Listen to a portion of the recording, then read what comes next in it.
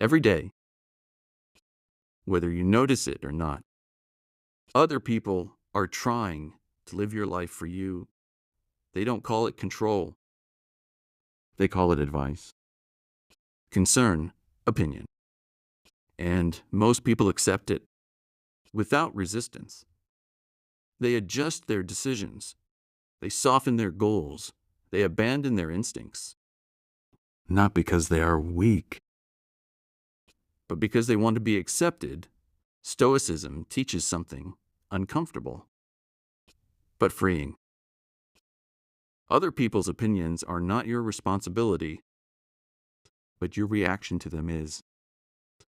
Today, we will talk about how the opinions of others shape your decisions, often without your consent, and how to reclaim your inner authority. From childhood, we are trained to listen.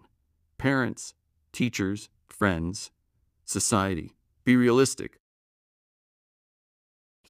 Don't embarrass yourself.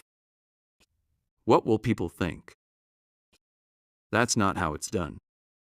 At first, this guidance protects us, but later, it cages us. Many adults are not living their own lives. They are living carefully edited versions designed to avoid criticism. They don't ask, "Is this right for me?" They ask, "Will this look acceptable to others?" And that question quietly kills courage. Let me tell you a simple story. You may have heard it before, but its meaning is timeless. An old man and his son are traveling with a donkey, carrying a heavy load down a long road. At first, the old man rides the donkey, and the boy walks beside him. They pass a group of villagers. The villagers say, "What a cruel man! How can he ride while his young son walks?" So the old man gets down. The boy climbs onto the donkey. They continue. Soon, another group approaches and says, "What a disrespectful child! How can he ride while his father walks?" Ashamed, they switch again, further down the road. They decide both should ride the donkey. Then more people appear. "Disgusting," they say. "Two people on one donkey? You will break its back." Confused and exhausted, the father and son get off the donkey and begin carrying the heavy load themselves. Another group laughs. "Look at these fools. They have a donkey and still carry the burden on their own." At the end of the road, the old man turns to his son and says, "No matter what we do, someone will say we are wrong." This story is not about a donkey. It's about approval addiction. The father and son didn't fail because they chose wrong. They failed because they kept changing direction based on outside voices.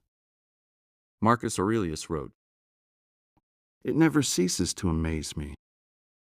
We all love ourselves more than other people, but care more about their opinion than our own." Stoicism draws a clear line. What is within your control? And what is not, you can control. Your values, your effort, your integrity, your response, you cannot control. Other people's reactions, their understanding, their approval. Yet most people reverse this logic. They sacrifice what they control for what they never will.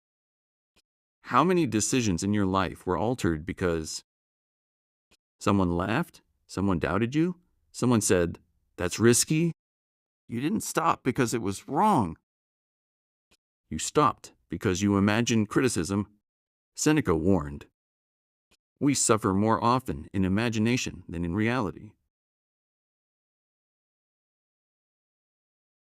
Today, The donkey looks different.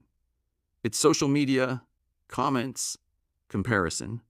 Everyone has an opinion, but here is the truth. People give advice from the comfort of their own limitations.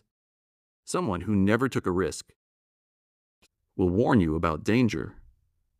Someone who settled will call ambition irresponsible, not because they are evil, but because your courage reminds them of their compromise.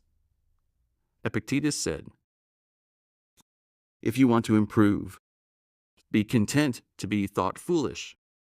Growth requires misunderstanding.